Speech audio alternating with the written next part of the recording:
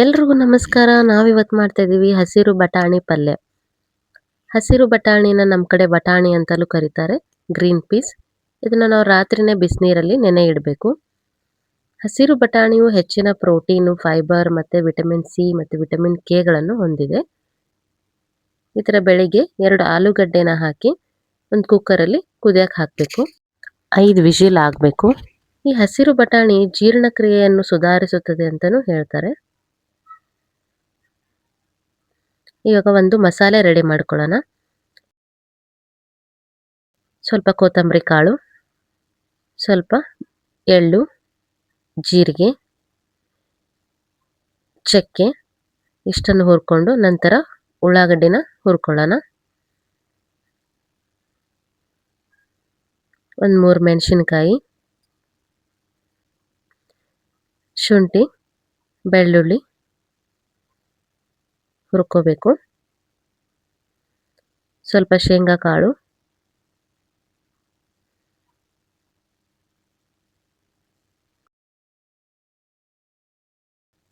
ಹುರ್ಕೊಂಡು ಒಂದು ಟೊಮಾಟೊನ ಸ್ವಲ್ಪ ಎಣ್ಣೆ ಹಾಕಿ ಹುರ್ಕೋಬೇಕು. ಈ ಹಸಿರು ಬಟಾಣಿ ರಕ್ತದಲ್ಲಿನ ಸಕ್ಕರೆ ಮಟ್ಟವನ್ನು ನಿಯಂತ್ರಣ ಮಾಡುತ್ತದೆ. ಈಗ ಮಸಾಲೆನ ರುಬ್ಕೊಂಡ ನಂತರ ಮಸಾಲೆ ರೆಡಿ ಆಯಿತು. ಒಂದು ಪಾತ್ರೆಗೆ ಎಣ್ಣೆ ಹಾಕಿ, ಎಣ್ಣೆ ಕಾದ ನಂತರ ಪಲಾವ್ ಎಲೆ, ಸಾಸಿವೆ, ಜೀರಿಗೆ, ಉಳ್ಳಾಗಡ್ಡಿ ಇಷ್ಟನ್ನು ಹಾಕಿ ಫ್ರೈ ಮಾಡ್ಕೋಬೇಕು. ನಂತರ ಉಪ್ಪು, ಕರಿಬೇವು, ಉಳ್ಳಾಗಡ್ಡಿ ಬೆಂದ ನಂತರ ರುಬ್ಬಿರೋಂಥ ಮಸಾಲೆ ಹಾಕಿ ಸ್ವಲ್ಪ ಕುದಿಯೋಕ್ಕೆ ಬಿಡಬೇಕು. ಮಸಾಲೆ ಎಲ್ಲ ಬೆಂದ ನಂತರ ಕುದಿಸಿರೋ ವಟಾಣಿ ಕಾಳು ಮತ್ತು ಆಲೂಗಡ್ಡೆನ ಹಾಕಿ ಮಿಕ್ಸ್ ಮಾಡ್ಕೋಬೇಕು.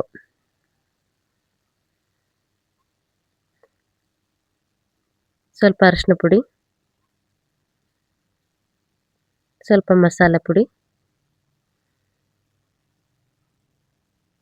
ಗುರೆಳ್ ಪುಡಿ ಇಷ್ಟನ್ನು ಹಾಕಿ ಸ್ವಲ್ಪ ನೀರು ಹಾಕಿ ಕುದಿಸ್ಕೋಬೇಕು. ಹಸಿರು ಬಟಾಣಿ ಹೃದಯದ ಆರೋಗ್ಯವನ್ನು ಕೂಡ ಸುಧಾರಣೆ ಮಾಡುತ್ತದೆ. ಕೊನೆಯದಾಗಿ ಕೊತ್ತಂಬರಿ ಸೊಪ್ಪು, ಒಣಗಿರೋ ನುಗ್ಗೆ ಸೊಪ್ಪಿನ ಎಲೆ.